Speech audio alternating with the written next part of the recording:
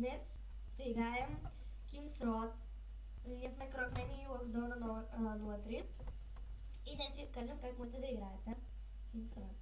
Цъкаме на инвентара като замцяло. Както виждате, това е моят герой, аз съм жена. И това тук са ми отстрани дрехите. Със всяко ниво ви дава нови различни дрехи, които слагате тук. И ви увеличава армора, пауъра и демиджа. Ето виждате, моите са слаби, нищо, че съм 54 ниво. И ето тук можете да разглеждате и други неща, които имате в инвентара. Тук страни виждате своята храна и дрехи и други неща. Ненужните неща ги продавате. Просто. И след това цъкате на това. Така. Можете да разширите и чантата си за 300 диаманта, но аз нямам. Или ако влизате няколко дена подред, тя ви се увеличава сама. Да. Така. Сега Крокмен ще ви обясни някои неща за ето този човек тук с планетата. Сега ще цъкна, за да можете да наблюдавате. На този човек са нивата, където може да се играе. Те са разделени на 3 етапа. Значи първият най-лесният е нормал, средния е хероик и най-трудният е чемпион. В края на всеки ниво има един бос, като победиш боса, минаваш нивото. Последното ниво, там най-горе, има всички босове до сега. Значи на нормал трябва да минеш цялата карта, после на хероик цялата и на чемпион цялата и накрая не става нищо, края е много тъп. Зависи от него той предпоменя, ако го играеш във Facebook, че ще се включат дракони. Ако го играеш в регистрация, няма да стане нищо. Това е. Така. Сега, както виждате тук в цялото село, има различни хора. Ще започнем от ето тази жена. Защото тази... Имате и рицари, стрелец и магиосник, ама магиосник е най-яко. Да, след малко ще ви кажем. Тази жена и статуята направят нищо, така че превключваме на тази жена. Тази жена ви спонсорира с пера, които ви помагат в инвентара. Риба, която е храна за драконите. Experience са ето тези точки долу, които ви помагат да минавате нивата.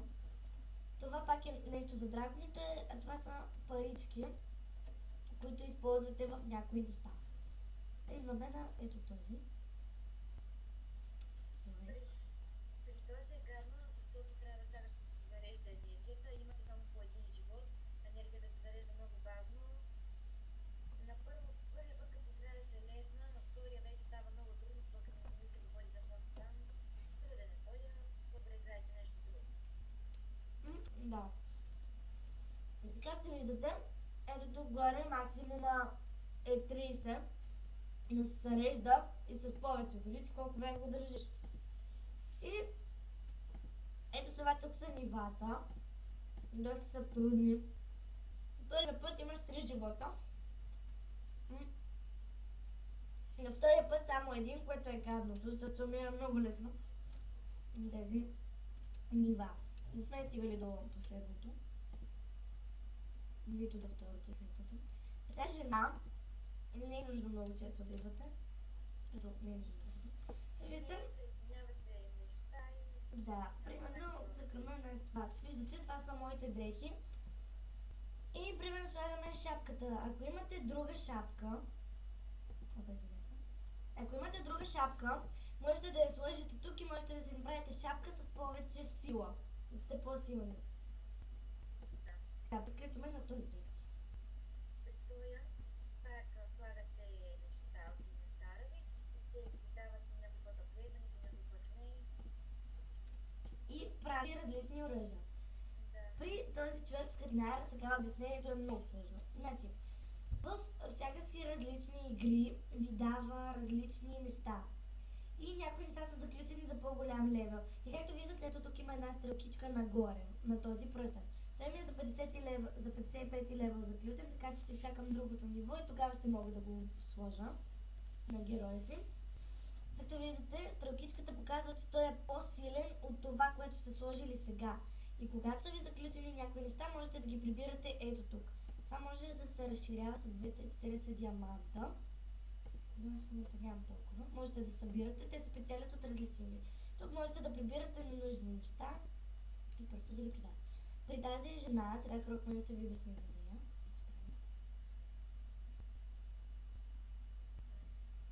При тази жена е магазина. От магазина може да купувате храна, вода, оръжия. Да. Може да си купувате скинове. Ето тук, това е за главната страница, така да кажа.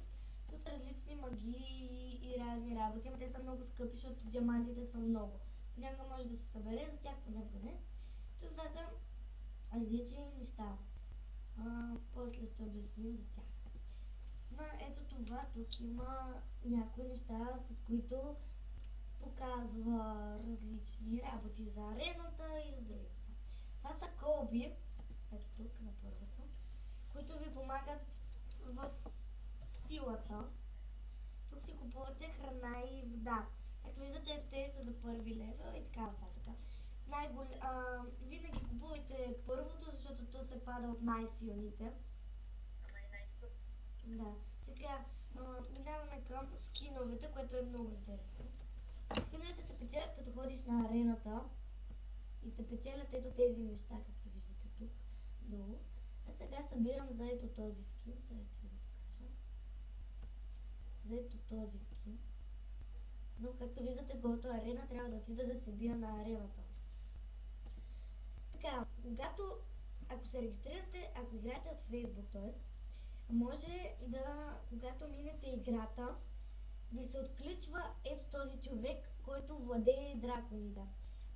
Сега Крокмен ще ви обясни какво става, когато се регистрираш в някой друг сайт, където пак може да си играе Kingsroad, кога се отключва това.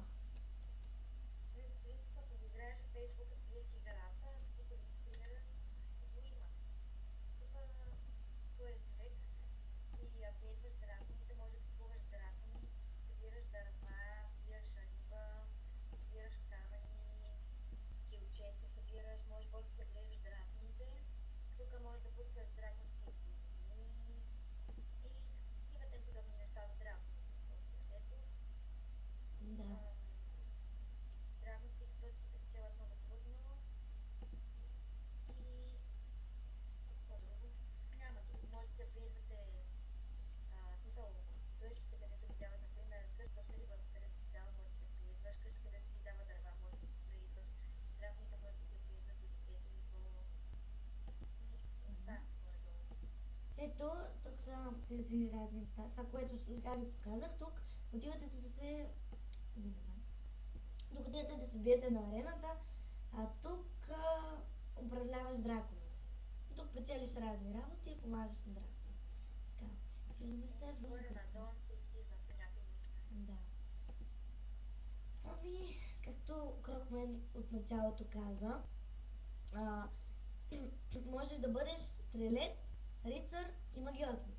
Отивате на този човек и тук ви изписва кои са героите. Ето това са те. И отдолу ви изписва кой левел сте на героите. Така. Ето тук изписва някакви други левели, както видите, аз на магиостика съм първи левел. Тук са някакви други.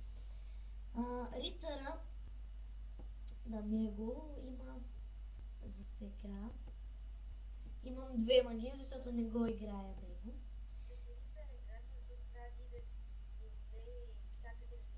Да.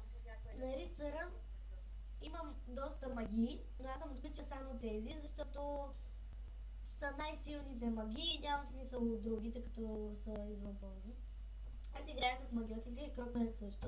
Аз съм 54-то ниво, той е 44-то. Лесно се качват. Така, както виждате, тук това са драконски парички. Не знам още как се печелят.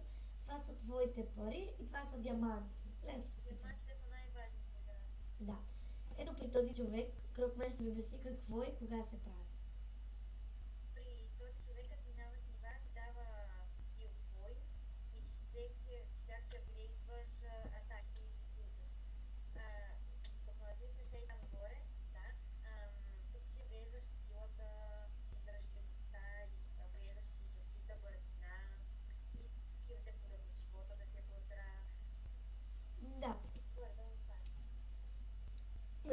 апгрейдват по един път.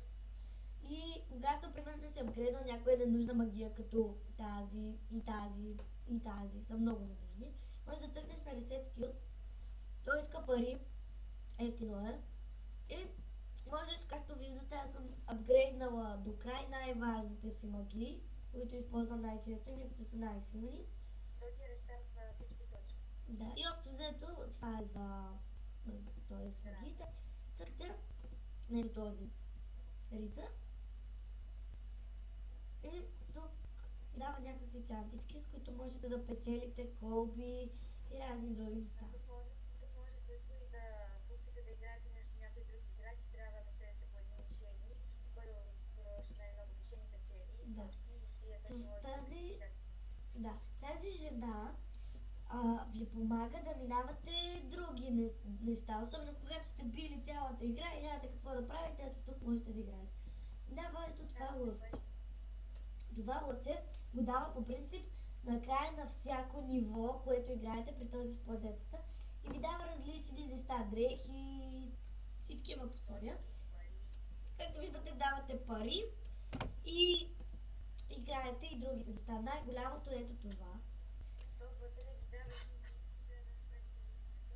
Да, и то накрая ви дава ето това. И както виждате, тук има адски силни неща. Аз имам бутушите, имам това градации, ето това и това. Затова са ви ги дали. И ето тук са ви храната и водата. А тук са ви колбите, които Деви да ги ви дава. Това отдолу са ви магиите. Предполагам, следващото видео ще ви покажем как се използват. На снежните човеци, сега понеже е зима, по принцип има едни мишени, можеш да си изстреляш така, да тестваш магии. Така, магиите, понеже се цъкат с мишката различни магии, най-лесно в игра може да ги ползваш. Може да ползваш магиите с 1, 2, 3, 4 и 5. Да, ето с тези букви, то си пише долу. А колбите с Е и Р, те не са нужни.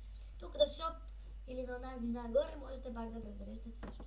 Тук горе виждате или вашата гилдия, или гилдията, в която сте вие. Тук е информацията, ранка, хората и тук да добавяш хора. Тази гилдия беше моя, но вече не е. Има 4 човека вътре. Тук можеш да си гледаш приятелите. Може да викнеш някой да играе, както виждате, аз мога да викна ето този човек, но не ми приема често. Да, ето това е Крокмен, с който сега говорим. И общо взето е това, предполагам в другото видео ще ви покажем още. Да, довиждане!